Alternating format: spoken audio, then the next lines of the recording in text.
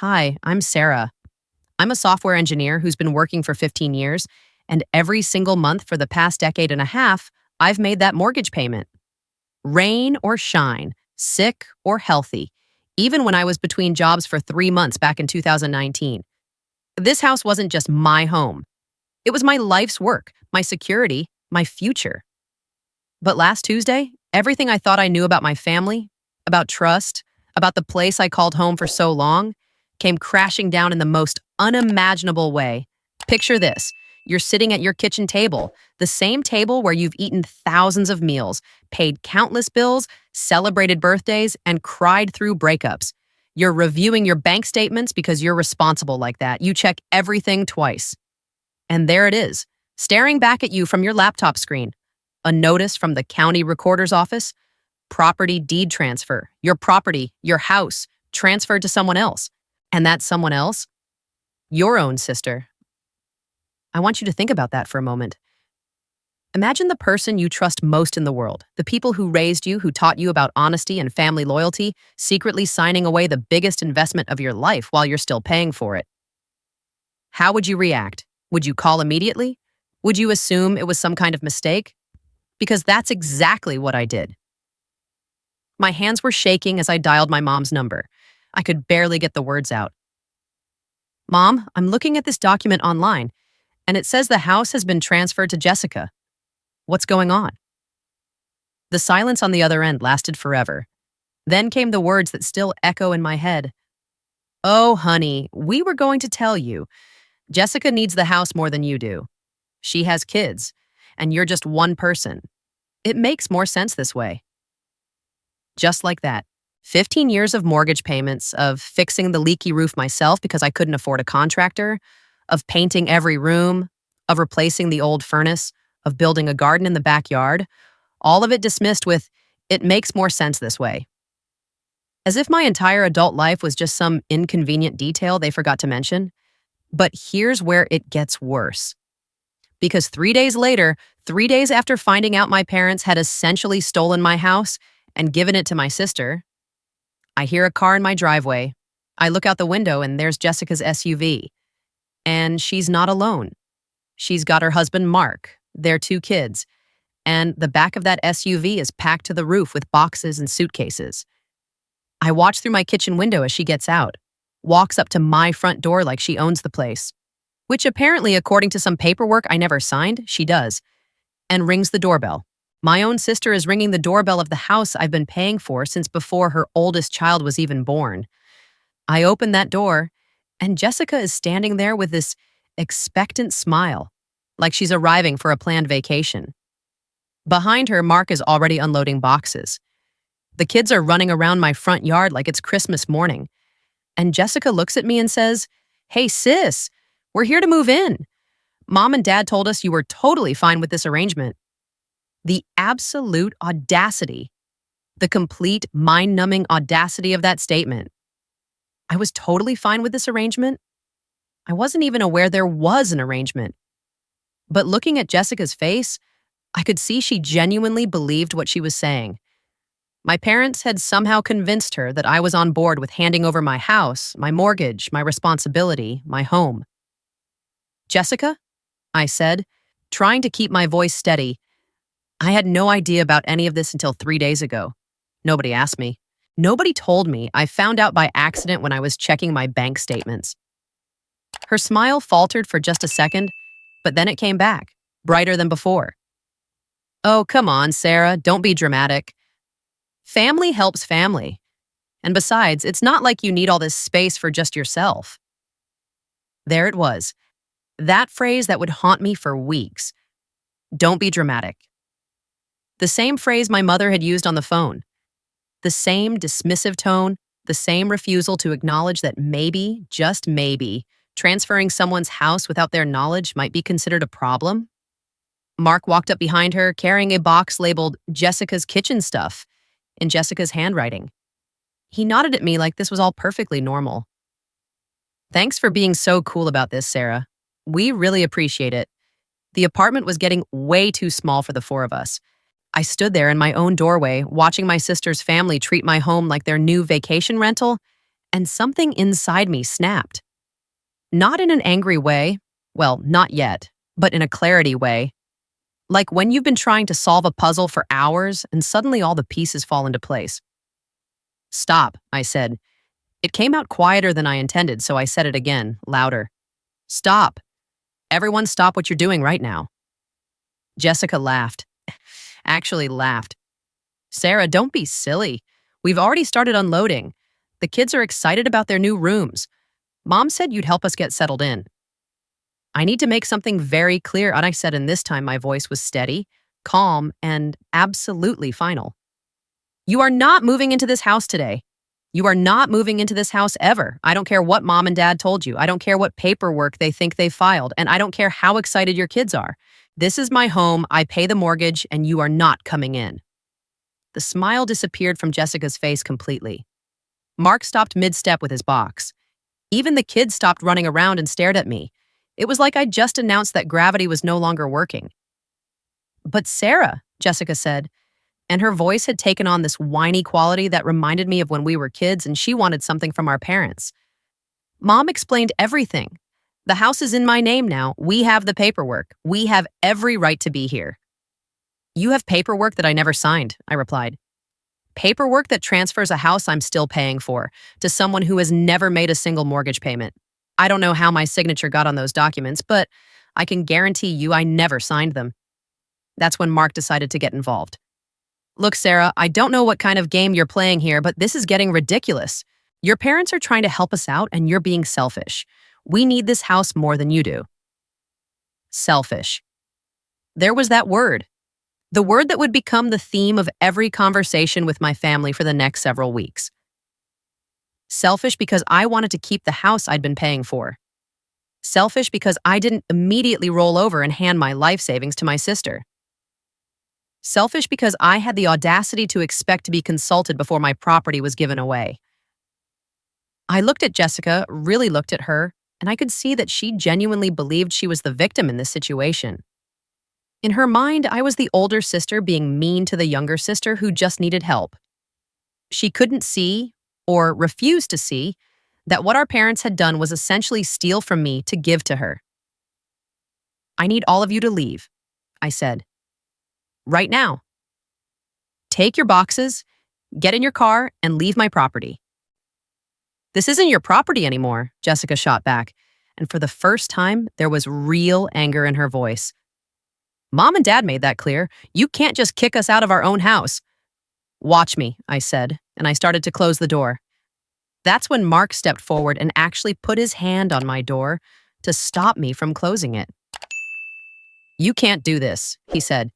We gave up our apartment lease. We don't have anywhere else to go. The entitlement was breathtaking. They had given up their apartment lease based on a property transfer they knew I hadn't agreed to, and somehow that was my problem to solve. They had made major life decisions based on my parents' promises about my house, and now I was supposed to fix it. That sounds like a problem you should discuss with the people who made you those promises, I said. The same people who apparently forged my signature on legal documents. Jessica gasped like I'd slapped her. How can you say that about Mom and Dad? They would never forge anything. You're just being mean because you don't want to help family. And there it was. The gaslighting had begun.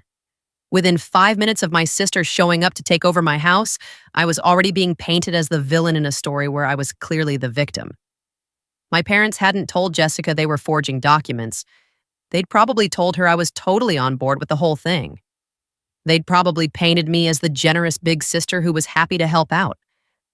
I stepped back and closed the door firmly. I could hear them outside, voices getting louder, Mark saying something about calling the police, Jessica crying about how unfair I was being. But I didn't open that door again. Instead, I walked to my kitchen window and watched as they slowly, reluctantly, loaded their boxes back into the SUV. Jessica kept looking at the house like she couldn't believe this was happening. The kids were confused and starting to cry. Mark was on his phone, probably calling my parents to complain about how unreasonable I was being. As I watched them drive away, my hands started shaking again. Not from anger this time, but from the realization of what I was up against. This wasn't just about a house transfer. This was about my entire family's willingness to gaslight me, manipulate me, and make me feel like the bad guy for protecting what was rightfully mine. I walked back to my kitchen table, sat down at my laptop, and started printing out every bank statement, every mortgage payment, every piece of documentation that proved this house was mine, because I had a feeling I was going to need all of it. The first thing I did was call my mortgage company. I needed to understand exactly what had happened with the deed transfer and how it affected my loan. The representative, Jennifer, was sympathetic but firm. Ma'am, regardless of who the deed is transferred to, you're still legally responsible for the mortgage payments unless the loan is officially transferred as well. The deed transfer doesn't change your obligation to the bank. So even though my parents transferred the house to my sister, I'm still responsible for paying for it? I asked. That's correct. And if payments stop, we'll begin foreclosure proceedings against the property, regardless of who currently holds the deed. The irony was almost beautiful. My parents thought they could just hand my house to Jessica like it was a birthday present, but they'd forgotten about the small detail of the $180,000 I still owed on it. Jessica now legally owned a house with a massive debt attached, and I was still legally obligated to pay that debt. That's when the plan started forming in my mind. A plan that would either teach my family a very expensive lesson about respect and legal boundaries, or completely destroy my relationship with them forever. But as I sat there in my kitchen, looking at 15 years of mortgage statements, thinking about my sister's entitled face and my parents' dismissive attitude, I realized that maybe those relationships were already destroyed. Maybe they'd been destroyed the moment my family decided my life's work was just something they could give away without asking. I picked up my phone and made the second most important call of my life. The first had been to the mortgage company. This one was to my bank. I need to stop automatic mortgage payments, I told the customer service representative. Effective immediately. The first thing I did after stopping the mortgage payments was document everything. I mean everything. I pulled out every bank statement from the past 15 years, every receipt for home improvements, every email exchange with contractors, every photo I'd taken during renovations.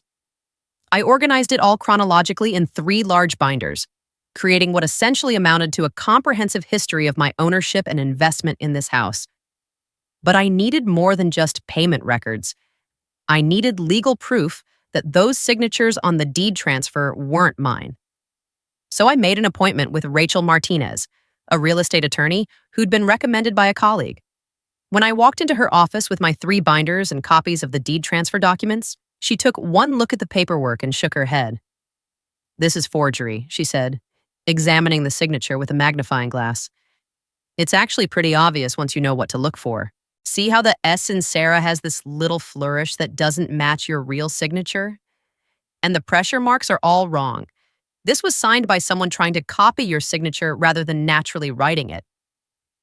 Rachel explained that deed fraud was more common than people realized, especially within families where access to personal information was easy to obtain.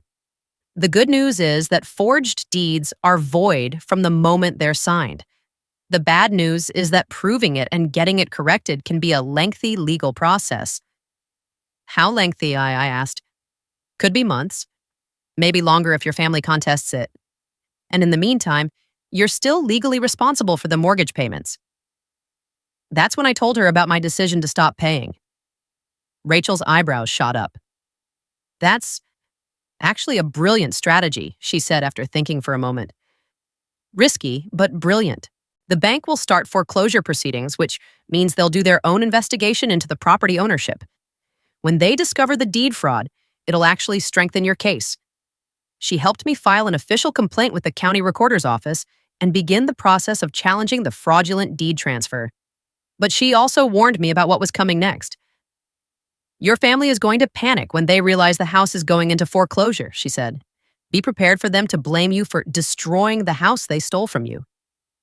She was right. The first foreclosure notice arrived exactly 37 days after I stopped making payments. I know because I'd been counting. I photographed the notice, made copies, and then I did something that felt both terrifying and liberating.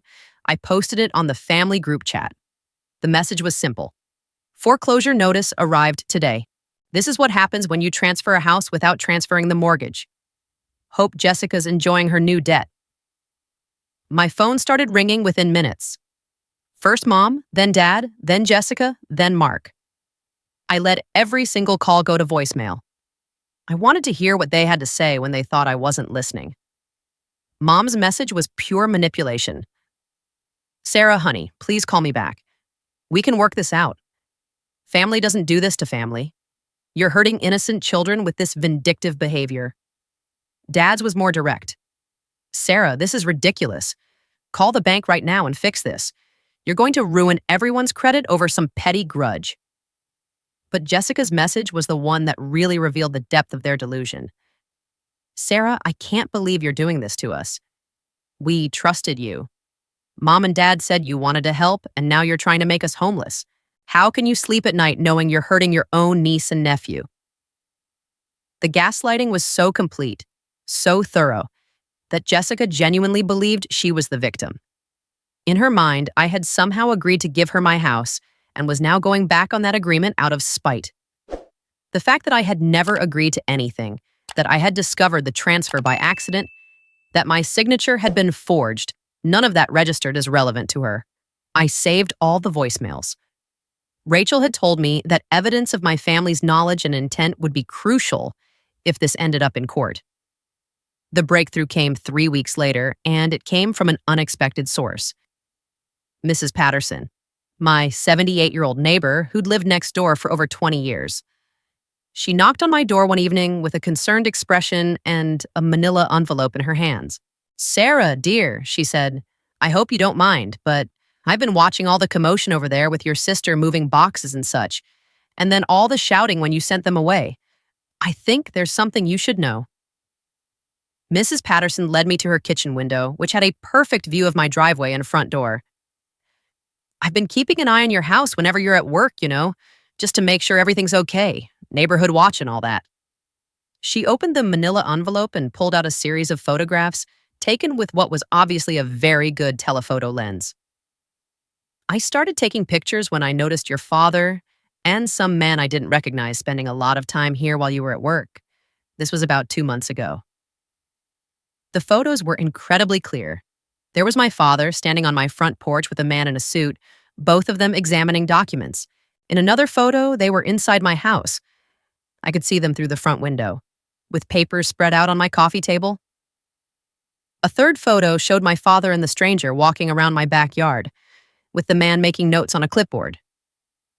"I thought it was odd," Mrs. Patterson continued, "because they were clearly trying to be discreet about it. They only came during weekday afternoons when you weren't home.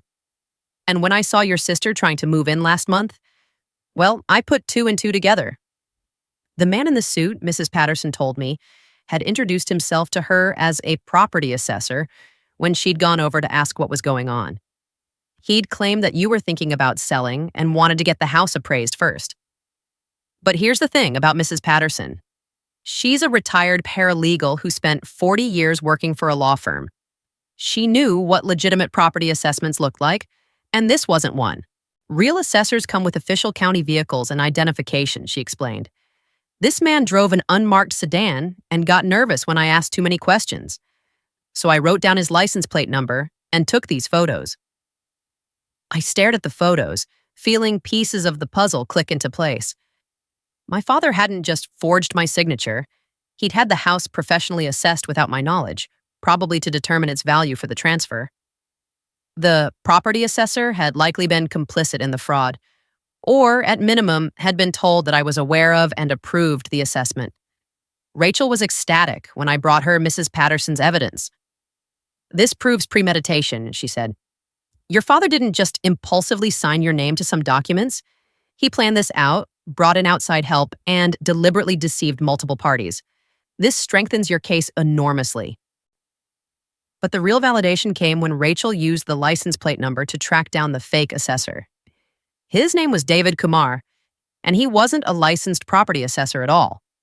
He was a real estate investor who specialized in what he called distressed family transfers. Essentially, he helped families transfer property quickly and quietly, often in situations where traditional legal processes would be too slow or complicated. When Rachel's investigator contacted Kumar, he initially denied knowing anything about my house. But when presented with Mrs. Patterson's photographs, he admitted that my father had hired him to help facilitate a family property transfer. According to Kumar, Rachel told me, your father told him that you were going through a difficult divorce and wanted to transfer the house to your sister quickly to protect it from asset division. Kumar says your father showed him a signed letter from you authorizing the transfer. Of course, I'd never been married, let alone divorced, and I'd certainly never signed any letter authorizing anything. But Kumar's testimony provided crucial evidence of my father's deliberate deception. The foreclosure proceedings continued while Rachel worked on the legal challenge to the deed transfer. And as the foreclosure date approached, my family's panic reached new heights. Jessica started showing up at my workplace. The first time, she waited in the parking lot until my shift ended, then confronted me as I walked to my car. "Sarah, please," she said, and she was actually crying. "The bank says they're going to auction the house in 2 weeks. My kids are going to be homeless because of you. How can you live with yourself?" The manipulation was stunning. Jessica was holding me responsible for the consequences of our parents' fraud. In her mind, I was the one making her children homeless, not the people who had stolen a house and given it to her without considering how they'd pay for it. "Jessica," I said as calmly as I could, "your children are not going to be homeless because of me. They're going to be homeless because mom and dad gave you a house they didn't own and couldn't afford to maintain. If you want someone to blame, blame the people who created this situation." "But you could fix it," she shouted. "You could start paying the mortgage again and work something out with the bank. You're choosing to let this happen." That word again, choosing. As if I had chosen to have my signature forged. As if I had chosen to have my house stolen. As if I had chosen to be put in the impossible position of either paying for a house I no longer legally owned or watching my family face the consequences of their own actions. "You're right," I said. "I am choosing. I'm choosing not to reward theft. I'm choosing not to enable fraud. I'm choosing to let the people who created this mess deal with the consequences." Jessica's face went through a series of emotions: shock, hurt, anger, and finally, cold calculation. "Fine," she said. "If that's how you want to play this, then you're not our family anymore. Mom and Dad tried to help us, and you've decided to destroy everything out of spite. Don't expect us to ever forgive you for this." As I watched her storm back to her car, I felt something I hadn't expected: relief. For 15 years, I had been the responsible one, the one who paid bills on time, who helped out when family members needed money, who never asked for anything in return. And in all that time, my family had seen my reliability as weakness, my generosity as obligation. The foreclosure auction was scheduled for a Tuesday morning at 10 a.m. on the courthouse steps. I took the day off work, not because I planned to bid on my own house, but because I wanted to see how this story ended. Rachel met me at the courthouse with excellent news. The county recorder's office had completed their investigation and officially declared the deed transfer fraudulent and void. My ownership of the house had been legally restored just 12 hours before the foreclosure auction. But, Rachel warned me, the foreclosure is still happening because you haven't made payments in over 3 months. The bank doesn't care about family drama, they just want their money. I watched from across the street as a small crowd gathered on the courthouse steps. There was the auctioneer, a few real estate investors with clipboards, and my heart nearly stopped, my entire family. Mom, Dad, Jessica, Mark, and even the kids were there, huddled together like refugees. They were planning to bid on the house. My parents were actually planning to buy back the house they'd stolen from me and given to Jessica. The audacity was breathtaking, but they weren't the only ones with a plan. The auctioneer started the bidding at $120,000, which was roughly what I still owed on the mortgage. My father immediately raised his hand and bid $125,000. A real estate investor countered with $130,000. My father went to $135,000. This continued for several minutes, with my father bidding against 2 investors who clearly knew what the house was worth.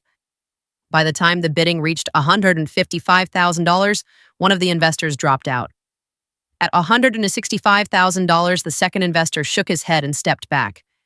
It was just my father now, and the auctioneer was asking for any final bids at $165,000. My father looked triumphant. Jessica was crying with what looked like relief. They thought they'd won. That's when I stepped forward and raised my hand. $120,000, I called out. The look on my father's face was something I'll remember for the rest of my life. It was shock, confusion, betrayal, and rage all rolled into one expression. He had not expected me to show up, let alone bid against him. $175,000, he countered, his voice shaking with anger. $180,000, I replied calmly. This continued until we reached $200,000, which was about $20,000 more than the house was actually worth. My father was red-faced and breathing heavily. My mother was tugging on his arm, probably trying to get him to stop. Jessica was staring at me with pure hatred. At $205,000, my father hesitated. He looked at my mother, then at Jessica, then back at me. I could see him calculating whether he could afford to go higher. $10,000, I said before he could make up his mind. The auctioneer called for any final bids. My father opened his mouth, then closed it. He looked defeated. Going once, going twice. Sold to bidder number 47 for $210,000. I had just bought back my own house for $30,000 more than it was worth. But it was worth every penny to see the expression on my family's faces as they realized what had just happened. As I walked up to complete the paperwork, I passed right by my parents and Jessica. None of them said a word. They just stared at me like I was a stranger. And maybe I was. Maybe the Sarah they thought they knew. The one who would quietly accept being robbed and then continue paying for the privilege that had never really existed. Maybe I'd just been playing a role for so long that we'd all forgotten it was an act. 3 months later, I was sitting in that same kitchen, at that same table. But everything was different. The house was officially mine again, free and clear, except for the new mortgage I'd taken out to buy it back. I'd changed all the locks, updated the security system, and installed cameras that Mrs. Patterson had enthusiastically agreed to help monitor. I hadn't spoken to my family since the auction. They'd made several attempts to contact me, voicemails that ranged from angry to pleading to accusatory, but I'd blocked their numbers after the first week. Rachel had advised me that any contact during the legal proceedings could be seen as an attempt to influence my testimony. The criminal charges against my father for forgery and fraud were still pending. David Kumar had agreed to testify in exchange for a reduced sentence on his own charges.